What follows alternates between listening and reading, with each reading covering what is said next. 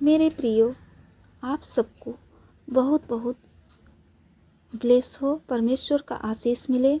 ईश्वर आपके ऊपर अनुकंपा और तहे दिल से परमेश्वर आपके ऊपर आशीष बरसाएं। कोई कहता है कि गलत कर्म करने से ये होता है, गलत कर्म करने से वो होता है, अच्छे कर्म करने से ये होता है। तो करके देखो, जो अच्छा लगे। जिंदगी के 4-5 साल खूब बुरे कर्म करके देखो। एक बात का ध्यान हमेशा रखना कि बुरा या अच्छा जो भी करोगे उसका फल जरूर मिलेगा। लेकिन अगर इस बात पर भरोसा नहीं है तो करके देखो। 4 से 5 साल या और भी जितना मन करे खूब बुरे कर्म करके देखो। उसके बाद उतने ही दिन अच्छे कर्म करके देखो।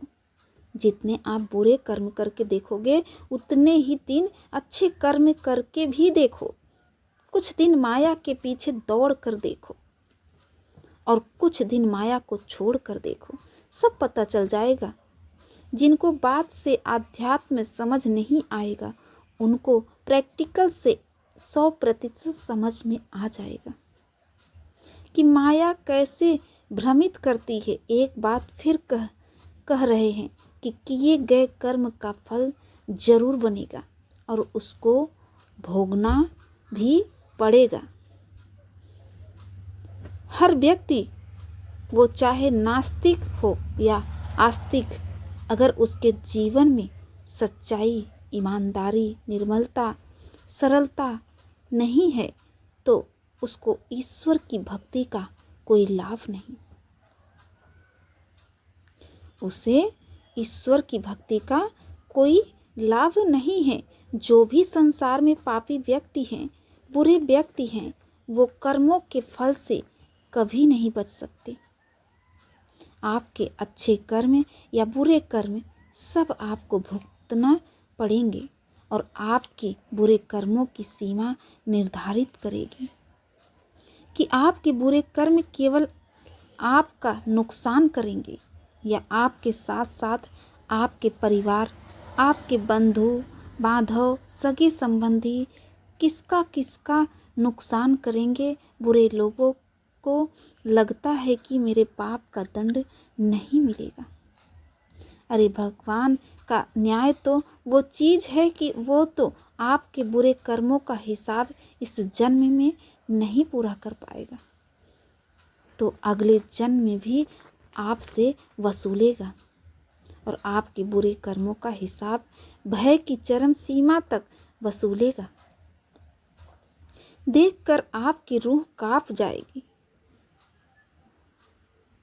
और भी पता नहीं कितने हैं, जब ईश्वर ने इनके बुरे कर्मों का हिसाब करना शुरू किया तो इनके सामने ही इनके जानने वाले जो भी इनके पाप कर्मों में सहयोगी थे उन सब का पतन कर दिया।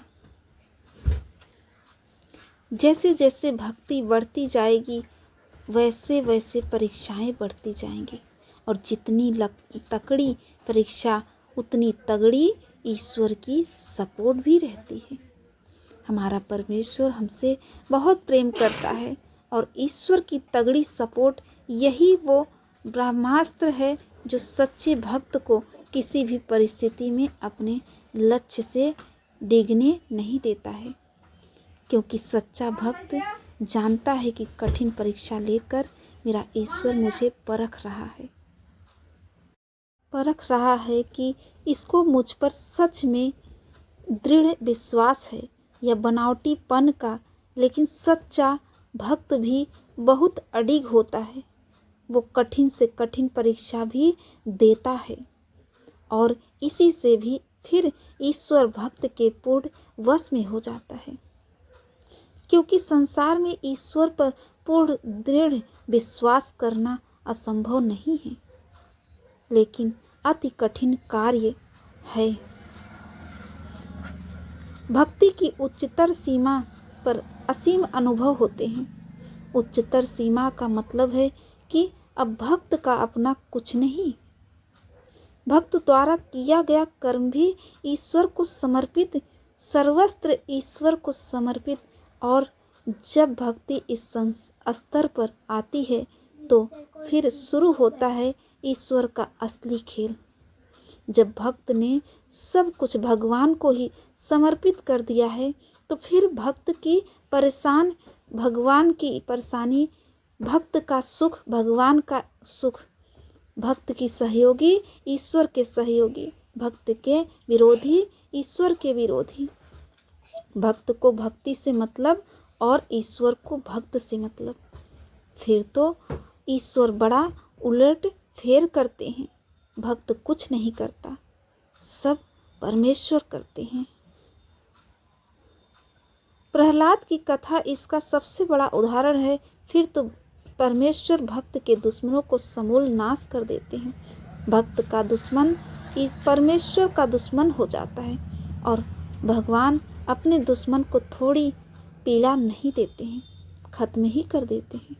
सच्चे भक्त की पीड़ा भक्त सह सकता है, लेकिन हमारे परमेश्वर जिसका दोस्त परमेश्वर हो गया है उसका फिर भी कुछ सोचना विचारना ईश्वर भी जानता है कि ईश्वर पर पूर्ण भरोसा करना संसार का सबसे कठिन कार्य है और ईश्वर कभी सच्चे भक्त का भरोसा नहीं तोड़ते हैं। अगर कोई कहे कि सबसे बड़ी पूजा क्या है, संसार की किसी पूजा पाठ यज्ञ दान में इतनी ताकत नहीं कि शरीर के विकारों को खत्म कर दे, लेकिन नाम जप की महिमा अनंत है, बखानी नहीं जा सकती। बस इतना समझ लीजिए कि नाम का स्थान ईश्वर से भी बड़ा है और जब ईश्वर वश में हो गए फिर कोई चिंता बाकी नहीं। आसपास ब्रह्मांड के सारे देवी देवताओं हमेशा रहते हैं नाम की जप की महिमा समझने के लिए। बस इतना समझ लीजिए कि हमेशा परमेश्वर की सहायता हमारे जीवन को ब्लेस करती है।